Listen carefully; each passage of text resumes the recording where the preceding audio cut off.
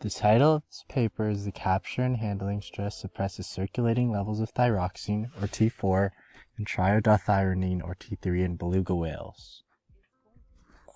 The question that the researchers are trying to answer is, how does stress affect the beluga whale's thyroid hormones, specifically T3 and T4? Thyroid hormones are responsible for regulating metabolism, which is how the body converts food into energy. The T3 and T4 hormones are the specific hormones responsible for controlling metabolism. There are many examples in different animals where stress seems to diminish T3 and T4 levels. The researchers sought to see if the same effect can be seen when beluga whales are put under captivity and handling stress. They hypothesized that if stress has effect on T3 and T4 levels, then T3 and T4 levels will change. They predict that stress will cause a diminishing of these specific hormones. The first step to this experiment was to collect 24 juvenile whales consisting of both male and female so as to eliminate gender as a factor in this experiment. When the whales were captured, 18 of the 24 whales were immediately sampled to collect a baseline for T3 and T4 levels. The remaining 6 whales were kept for a total of 10 weeks. These whales were immediately sampled for their T3 and T4 levels and were kept on a diet Pacific herring, which acts as a control variable. In the course of the 10 weeks, they collected the amount of T3 and T4 concentration in the blood and compared it to the initial concentration collected in the beginning.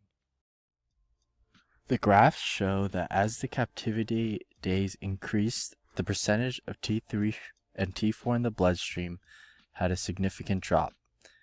In the first 2 to 4 days, there is a significant drop for T3 and T4 levels, which is seen here and here. After the 2 to 4 day period, the T3 and T4 levels slowly started to increase and recover, but the levels were still small, which is seen here, and they're still small and not at 100%. The second graph displays the circulating levels of the thyroid hormones in all 24 belugas. Here, the graph displays that the thyroid hormones are significantly higher when not in captivity. The results support the hypothesis, since the stress caused by being in captivity played a huge impact in the concentration of T3 and T4 remaining in the bloodstream. Just as predicted, stress causes T3 and T4 concentration to diminish, which is seen here. The subtle rise in T3 and T4 levels can be best explained as the whale's body adapting to the current environment, since the thyroid hormone balance is based on a series of feedback mechanisms.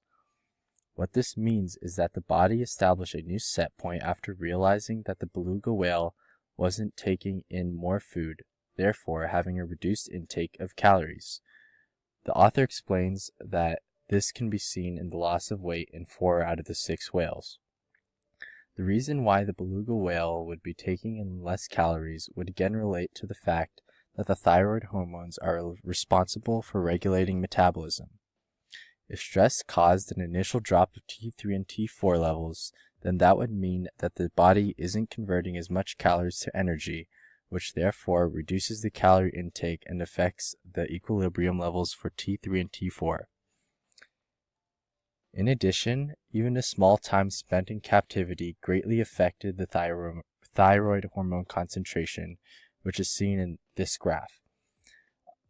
This graph displays the thyroid hormone concentration for all 24 whales, and only 18 of the 24 whales spent less than a day to get sampled. This means that just being in captivity already affects their thyroid hormones.